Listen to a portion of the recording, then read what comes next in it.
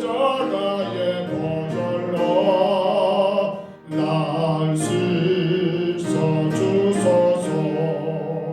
금대린 복받아 살 길을 얻었네. 밤낮이 넓고 푸르네. 베풀어 주소. 내가 주께로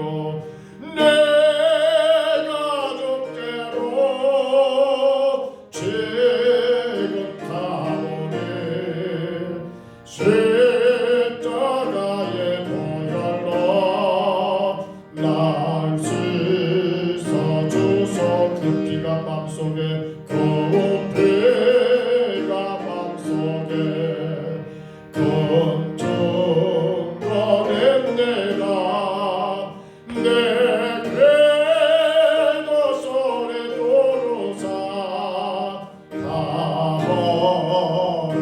허락하소서. 내가 주께로 지금 가오니. 십자가의 보혈로 날 씻어준. 내가 주께로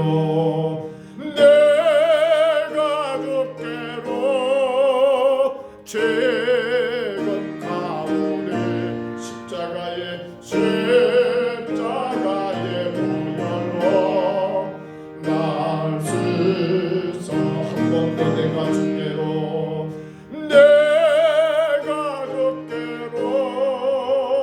지금 가오니. 십자가의 보혈로 날 씻어 주소서.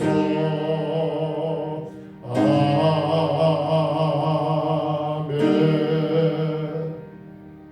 로마서 6장 오늘 1절로 11절까지 말씀을 봉독합니다. 로마서 6장 1절로 11절입니다.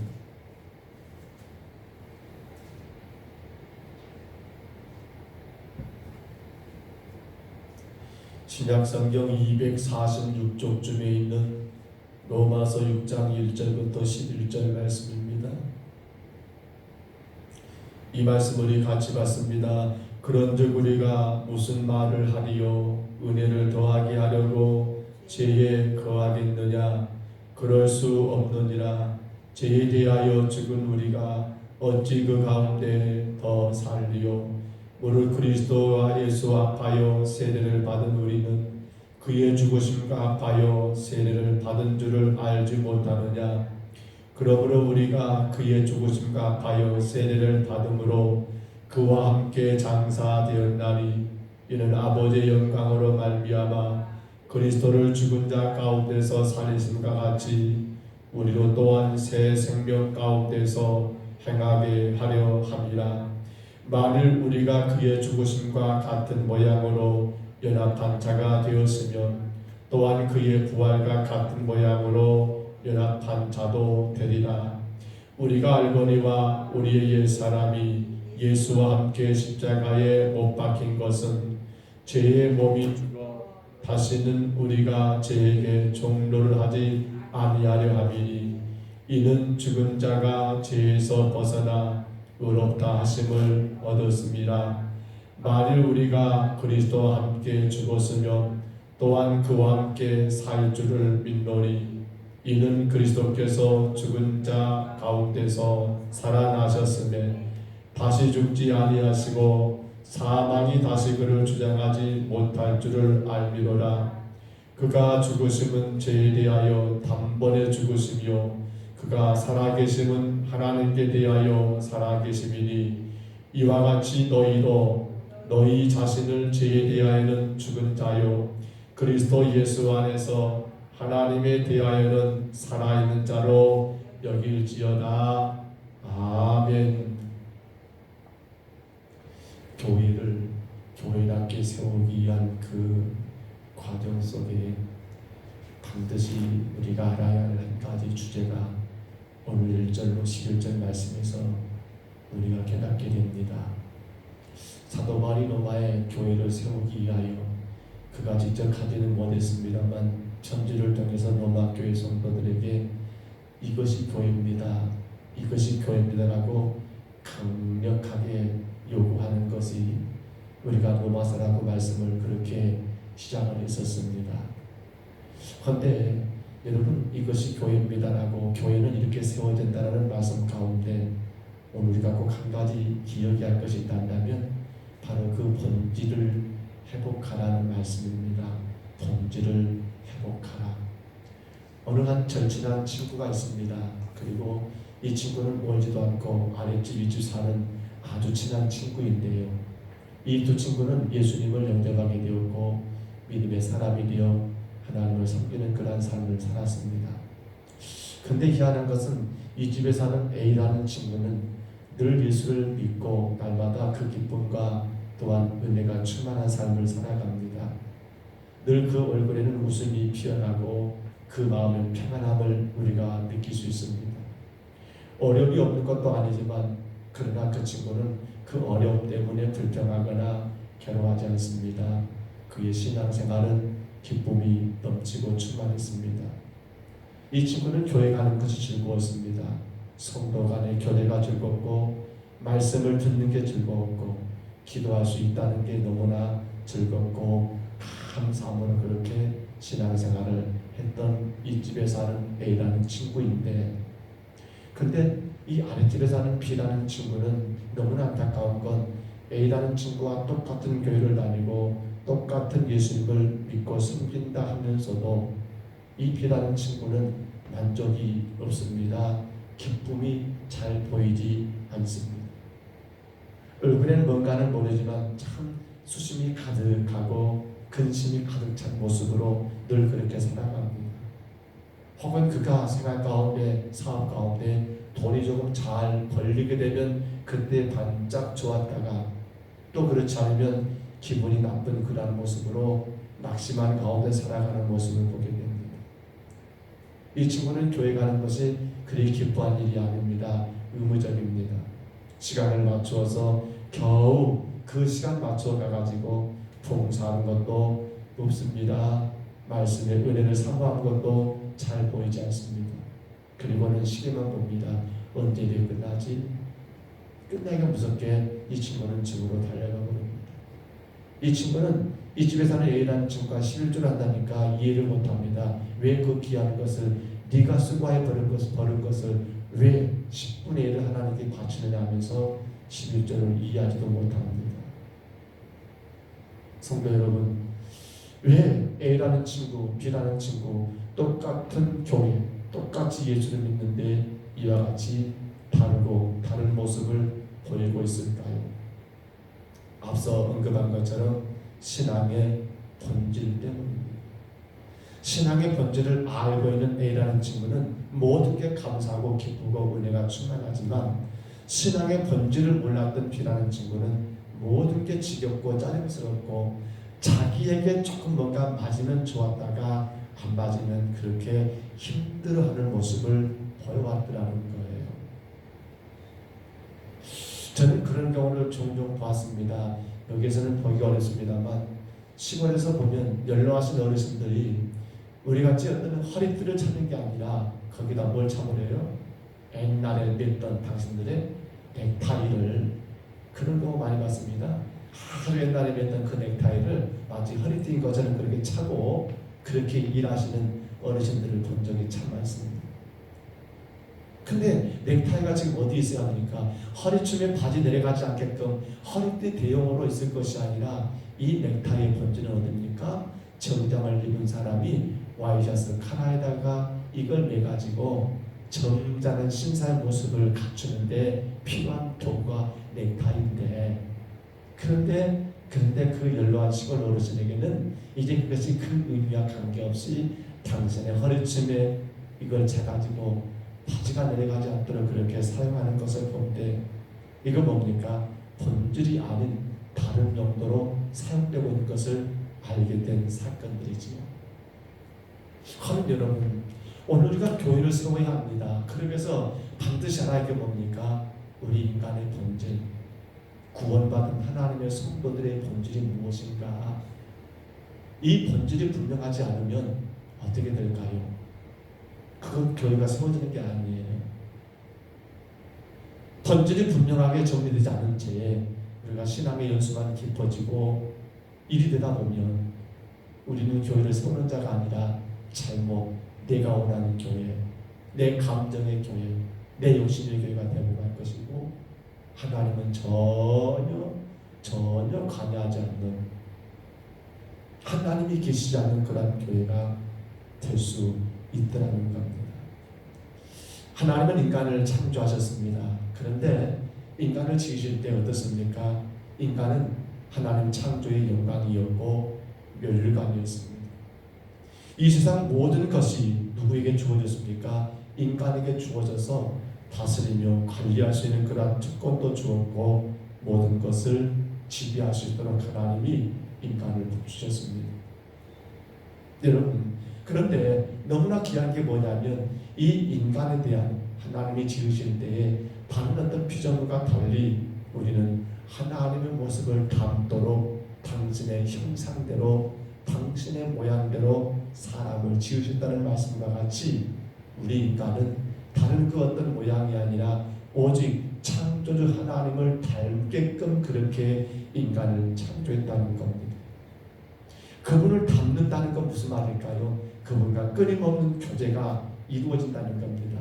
그분과 끊임없는 교통이 이루어진다는 겁니다. 내가 누군가를 닮기 위해서는 그를 알아야겠고, 그와 더 많은 대화를 나눠야겠고, 그로 인하여 그의 삶을 본받았기 때문에, 하나님은 우리 인간을 당신의 형상대로 지었다는 것은 우리 인간이 하나님과 늘 끊임없이 교제를 나누면서 그분과의 여러분 교통을 할 수 있는 그 특권이 누구에게만인가요? 우리 인간에게 부여됐다는 사실이에요.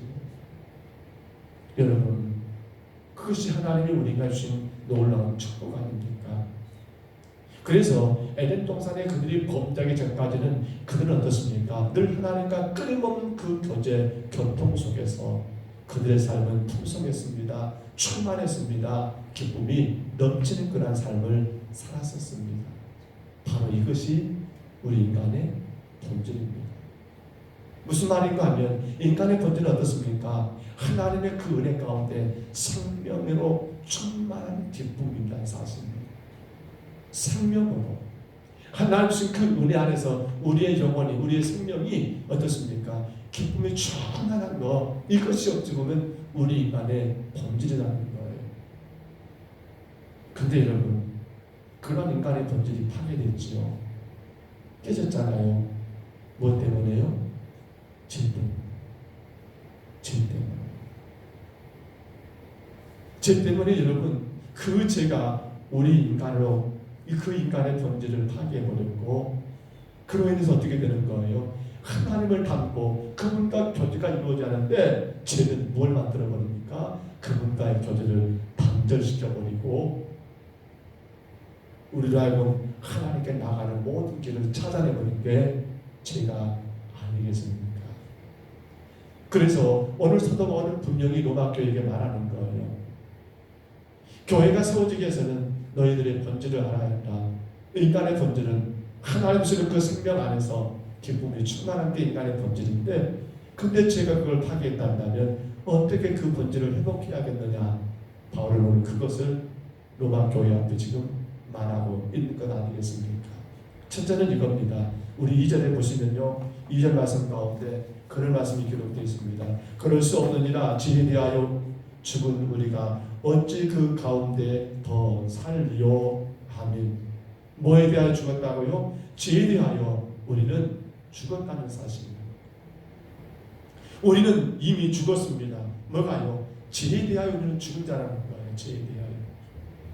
3절 한번 다시 보실까요? 3절입니다. 무릇 그리스도 예수와 합하여 세례를 받은 우리는 그의 죽으심과 합하여 세례를 받은 줄을 알지 못하느냐? 이게 바로 우리가 알아야 할 문제입니다. 무엇인가 하면 우리가 이미 죽었다는 사실입니다. 나는 이미 죽었습니다. 나는 이미 죽었습니다. 언제 말입니까? 예수님 십자가에 죽으실 때 나도 이미 어쨌단 말입니까? 죽었다는 거예요.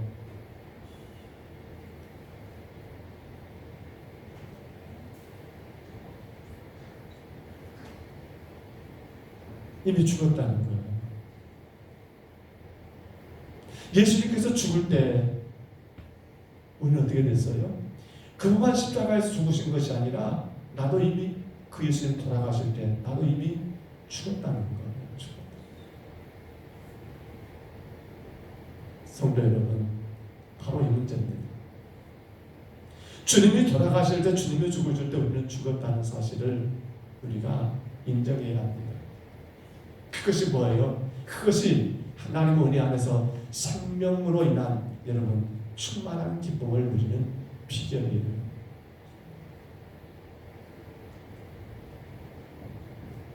누구도 예의가 없습니다.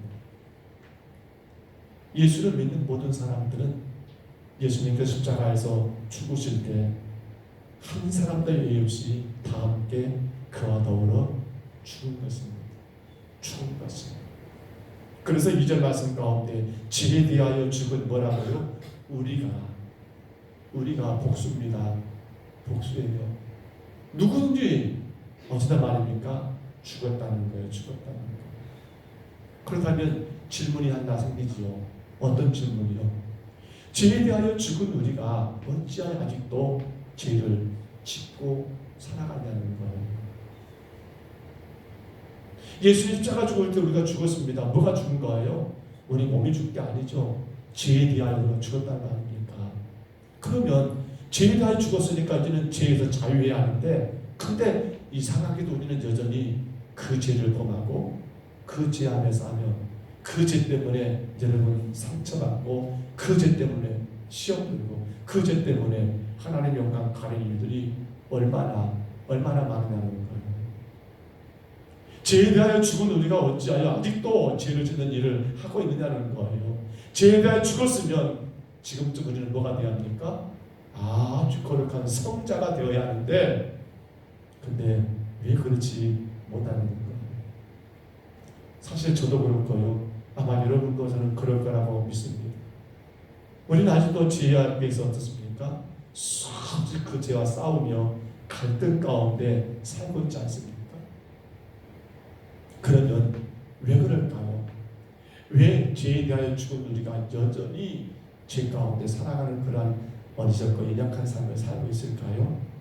우리 3절 한번 봐봅니다. 3절 다시 봐보세요. 로마서 6장 3절 1절로 11절 가운데 3절입니다. 뭐라고 합니까? 무릇 그리스도 예수와 합하여 세례를 받은 우리는 그의 죽으심과 합하여 세례를 받은 줄을 뭐라고요? 알지 못하느냐. 한마디로 말하면 우리가 몰라서 그런다는 사실. 우리가 죄에 대하여 죽었다는 사실을, 내가 죄에 대하여 이미 죽었다는 사실을 몰라서 우리는 또 죄를 범하고 또 그 죄악 가운데서 싸우며 갈등하고 상처 받고 상처 주고 그렇게 살아가는 어리석은 우리 인간의 모습이라는 거예요. 세계 2차 대전이 끝났습니다. 근데 그때 저 필리핀 여러분 정글 속에 숨어있던 일본 군사들은요, 그 대전이 전쟁 끝난 줄을 몰라버렸어요. 그리고는 1974년입니다. 일본군 중위에 있던 이 히로 오나타라는 중위가 그 정글 속에서 발견됩니다. 무려 전쟁 끝난 지 몇 년 만에요? 30년이 지났대요. 30년. 그렇습니다. 히로 오나타라는 중위는요, 일본군 군인입니다. 전쟁 끝난 지 모르고 정글 속에서 30년 동안 숨어 있었던 거예요. 왜 그는 정글에서 30년을 지냈습니까? 뭘 몰랐기 때문에. 전쟁이 끝났다. 2차 세계대전이 종식됐다. 이걸 몰랐기 때문에 그는 여전히 그 정글 속의 숨 가운데 30년의 시간들을 보낼 수밖에 없었다는 거예요. 오늘 여러분, 우리 기독교인들이, 우리 크리스찬들이 이거 분명히 알아야 합니다. 뭐예요? 나는 죄에 대하여 죽었다. 나는 죄에 대하여 죽었다. 이것이 분명히 알 때에 우리는 우리 인간의 본질, 구원받은 성도의 본질, 하나님 주신 그 생명 안에서 충만한 기쁨을 누리는 삶을 살 수 있도록 여러분 그 본질이 다시 회복된다는 겁니다. 여러분, 믿으시기를 바랍니다. 저와 여러분은 예수님께서 십자가에 죽으실 때 이미 다 죽었죠. 그렇죠. 그리고 예수님께서 여러분 삶 안에 부활하시더니 다시 그분과 함께 다시 살아났지요. 죄와 사망에 매여 살 필요가 있다 없다? 없습니다. 근데 그렇게 살고 있어요. 왜? 내가 예수님 십자가에 죽으실 때 내 죄도 다 죽었다는 것을 모르기 때문에. 그래서 오늘 보는 6절을 봅니다. 6절에서 이렇게 선언하지요. 6절에 뭐라고 선언합니까? 우리 6절 같이 한번 읽어봅니다. 우리가 알거니와 우리 옛사람이 예수와 함께 십자가에 못 박힌 것은 죄의 몸이 죽어 다시는 우리가 죄에게 종노를 하지 아니하려 함이니. 아멘. 우리는 선포해야 합니다. 나는 이미 예수님 십자가 죽으실 때 나도 옛사람이 죽었다. 나도 내 모든 죄도 다 죽었다. 그렇습니다. 살았기 때문에 문제가 되지요. 죽은 것은 문제가 되지 않는다는 겁니다. 내가 이미 예수 안에 죽었습니다. 내 모든 생각과 내 모든 죄가 다 죽었습니다. 그렇기 때문에 우리는 더 이상 이 죄 문제에 여러분 얽매일 필요가 없더라는 사실입니다. 그러나 모르면 어떻게 된다고요? 모르면 또 여전히 그 죄악 가운데서 우리가 고통 주고 고통 받고 살게 된다는 사실입니다. 또 한 가지 여러분, 우리 인간의 본질, 생명으로 충만한 기쁨을 누리는 인생을 회복하기 위해서 우리가 분명히 해야 할 것이 있습니다. 무엇이 필요하겠습니까? 우리 11절 한번 봅니다. 두 마지막 절입니다. 11절 같이 한번 읽습니다. 이와 같이 너희도 너희 자신을 죄에 대하여는 죽은 자요 그리스도 예수 안에서 하나님께 대하여는 살아있는 자로 여길지어다. 아멘. 여기 여긴다는 말이 무슨 말인가 하면 계산한다는 뜻입니다. 계산한다. 계산은 정확히 해야 합니다. 계산은 사실에 근거해야 합니다. 사실을 사실대로 인지하고 살라는 겁니다. 무슨 말입니까? 우리가 죄에 대하여 죽은 것이 사실이죠. 그리고 어떻습니까? 그 사실을 사실대로 의식하고 살아가는 것이 우리 인간의 삶이라는 겁니다. 그러므로 우리가 죄에 대하여 죽은 것이 사실이라면 이제 우리는 어떤 말입니까? 어째요? 자유해야 한다는 사실입니다. 자유. 그런데 오늘 우리가 정말 죄에 대하여 자유하고 있을까요? 어떤 것을 우리가 이기기 위해서는 그것을 분명히 하나의 매뉴얼로 만들어서 이건 이렇게 되는가라고 분명한 의식화를 만들어버리면 이 문제는 우리가 이길 수가 있습니다. 그러나 이것이 만들어지지 않고 이것이 생활화되지 않으면 어떻게 됩니까? 우리는 이미 그것이 이루어졌는데도 불구하고 여전히 이루어지지 않는 것처럼 또 그렇게 옛날의 삶을 살게 되고 또 그렇게 죄의 노예가 돼서 인생을 허비할 때가 많다는 겁니다. 오늘 본문에서 세례에 대해서 이야기가 나옵니다. 3절이죠. 여러분 세례는 뭐예요? 세례를 우리는 그렇게 말합니다. 영적 장례식이라고. 세례 뭐라고요? 영적 장례식. 주찬아 세례 뭐라고? 영적 장례식. 영적 장례식. 여러분 우리가 예수님 안에서 죽은 것을 확인하는 것이 뭐예요? 세례입니다. 나는 예수 안에서 죽었다. 세례입니다. 그래서 우리는 침례하지 않고 여러분 그냥 세로 물을 뿌립니다만 침례 같은 거 보십시오. 물속에 완전히 담가버립니다. 거기서 뭐 하는 거예요? 죽은 거예요.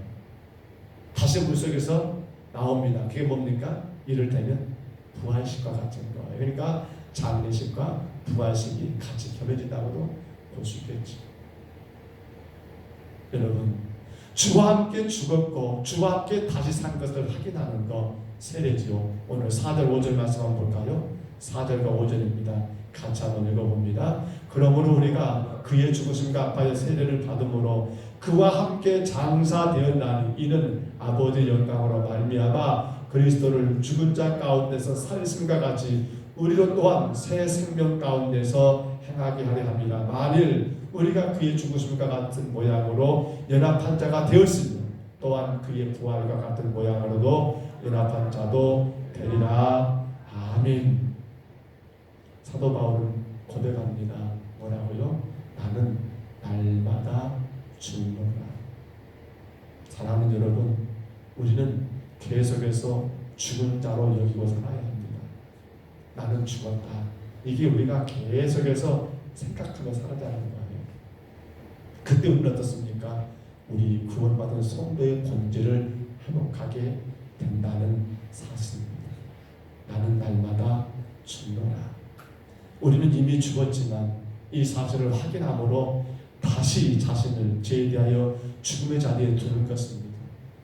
죄와 충돌이 우리를 괴롭게 할 때마다 이 사실을 자신에게 상기시킴으로 인하여 어떻습니까? 죽은 자의 유혹을 받지 않습니다. 왜요? 죽었습니까? 죽은 자는 어떻습니까? 욕심을 내지 않습니다. 죽은 자는 노하지 않습니다. 죽은 자는 그 어떤 것 때문에 실망하지도 않습니다. 그렇기 때문에 우리는 이걸 어떻게 합니까? 우리를 계속 죽은 자로 여기며 살아가는 것, 이것이 바로 우리가 자유할 수 있는 여러분 길이라는 사실입니다.